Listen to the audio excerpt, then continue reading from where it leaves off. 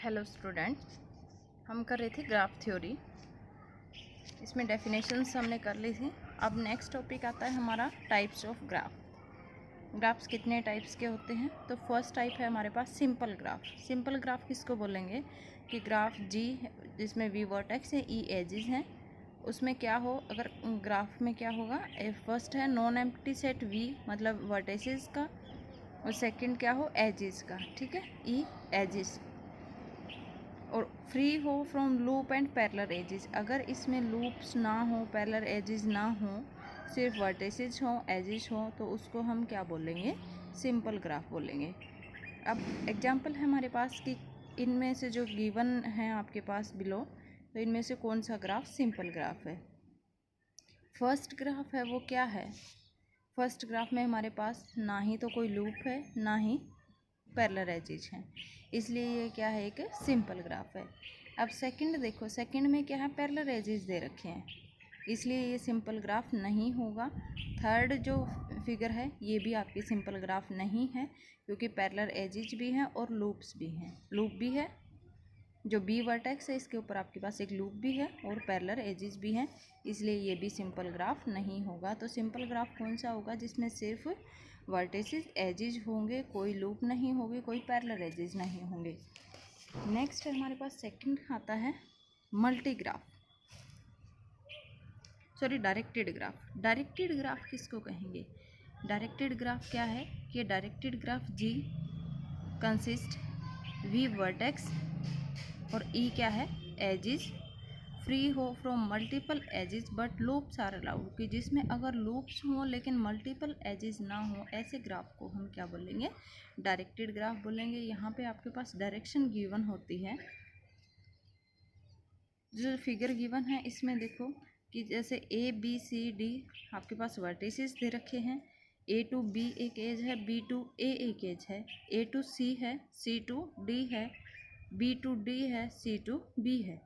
तो यहाँ पे आपके पास क्या है, पैरेलल एजेस नहीं है, क्योंकि ए बी और बी ए दो अलग अलग यहाँ पे डायरेक्शंस इनकी दोनों की डिफरेंट हैं, इसलिए ये आपके पास क्या होगा, एक डायरेक्टेड ग्राफ हो जाएगा।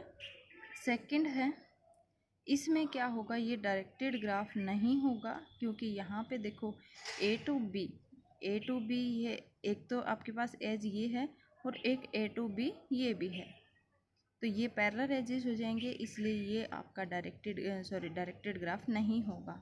थर्ड आता है आपके पास मल्टी ग्राफ। मल्टी ग्राफ किसको बोलेंगे, जिसमें वी वर्टेक्स सेट हो, ई एज का सेट हो और फ्री फ्रॉम लूप्स हो but parallel edges are allowed, कि लूप्स ना हो लेकिन पैरेलल एजेस होंगे, तो उसको हम क्या बोलेंगे, मल्टी ग्राफ बोलेंगे। अब जैसे फिगर ये 1 है, तो ये क्या है आपके पास, मल्टी ग्राफ की है, लेकिन सेकंड है इसमें लूप है, इसलिए ये क्या होगा, मल्टी ग्राफ नहीं होगा। अब नेक्स्ट आता है सूडोग्राफ। सूडोग्राफ क्या होगा, अनडायरेक्टेड ग्राफ होता है, पैरेलल एजेस और लूप्स अलाउड होते हैं, तो उसको हम क्या बोलेंगे, सूडोग्राफ्स बोलेंगे। पैरेलल एजेस भी अलाउड होते हैं और लूप्स भी अलाउड होती हैं, इसलिए ये क्या है आपके पास, सूडोग्राफ्स हैं। उसके बाद नेक्स्ट आता है नल ग्राफ। नल ग्राफ किसको कहेंगे कि अगर एजेस मतलब जो ई है, एजेस का जो सेट होगा ई, वो अगर एम्प्टी है, कि कोई भी अगर एजेस ना हो, सिर्फ वर्टेक्स हो, उस ग्राफ को हम क्या बोलेंगे, नल ग्राफ बोलेंगे। मतलब ओनली वर्टिसेस हों, कोई भी एज ना हो, तो उस ग्राफ को हम नल ग्राफ बोलेंगे। इसको हम डिस्क्रीट ग्राफ भी बोलते हैं। जैसे फॉर एग्जांपल वी है हमारे पास, v1 v2 v3 v4 है, e इक्वल टू 5 मतलब एज कोई भी एज यहाँ पे नहीं है, तो ये आपके पास एक ग्राफ है, ये क्या है, डिस्क्रीट ग्राफ या नल ग्राफ है। नेक्स्ट है ट्रिवियल ग्राफ। ट्रिवियल ग्राफ क्या होगा, इसमें सिर्फ सिंगल वर्टेक्स होगा, कोई भी एज नहीं होगा, तो उसको, उस ग्राफ को हम क्या बोलेंगे, ट्रिवियल ग्राफ बोलेंगे। फिर नेक्स्ट आता है आपके पास फाइनाइट ग्राफ। फाइनाइट ग्राफ क्या होगा कि जी वी और ई मतलब वर्टेक्स और एजेस का सेट जो आपका ग्राफ है जी, उसमें क्या हो, फाइनाइट नंबर ऑफ वर्टिसेस हों, फाइनाइट नंबर ऑफ एजेस हों, तो उसको हम क्या बोलेंगे, फाइनाइट ग्राफ बोलेंगे। फॉर एग्जांपल जो फिगर गिवन है ये 6.8, तो यहाँ पे अगर आप देखोगे तो ये नंबर ऑफ एजेस भी क्या है, इसमें फाइनाइट है, नंबर ऑफ वर्टिसेस भी क्या है, फाइनाइट है, इसलिए ये एक फाइनाइट ग्राफ है। इनफाइनाइट ग्राफ क्या होगा कि जो फाइनाइट नहीं होगा वो इनफाइनाइट हो जाएगा। ये graph which is not finite is known as infinite graph. Infinite graph का जो एज सेट या वर्टेक्स क्या सेट क्या होगा, इनफाइनाइट सेट होगा। जैसे फॉर एग्जांपल लेते हैं कि पोर्शन दे रखा है इनफाइनाइट ग्राफ का, तो ये आपके पास क्या है, जो ये तो सिर्फ एक पोर्शन है उस ग्राफ का, तो ये ग्राफ क्या होगा, एक इनफाइनाइट ग्राफ हो जाएगा।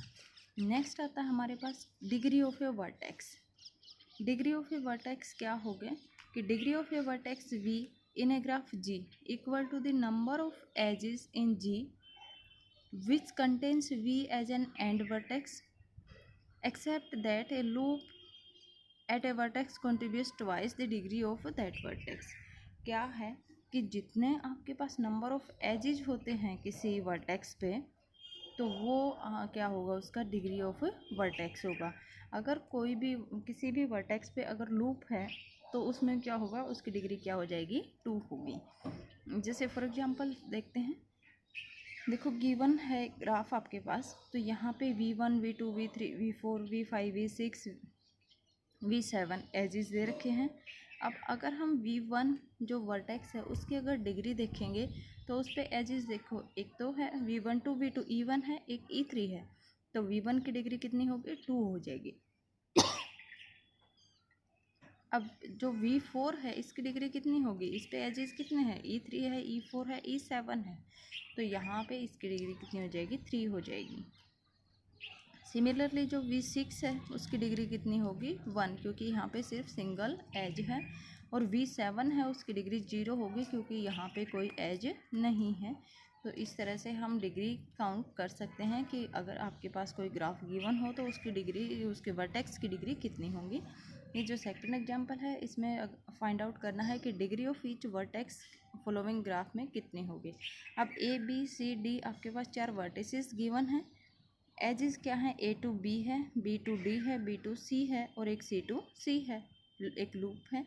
तो अगर हमें वर्टेक्स A की डिग्री देखनी हो तो यहाँ पे आपके पास सिर्फ 1 एज है, A to B, इसलिए A की डिग्री कितनी होगी, 1 होगी। B पे कितने वर्टेक्स है, 1 2 3 हैं, इसलिए B की डिग्री 3 हो जाएगी। अब C पे कितने हैं, 1 एज ये है और एक लूप है, तो लूप से हमारे पास 2 डिग्री जाती हैं, इसलिए वर्टेक्स C की डिग्री भी कितनी होगी, 3 होगी। वर्टेक्स D की डिग्री 1 होगी।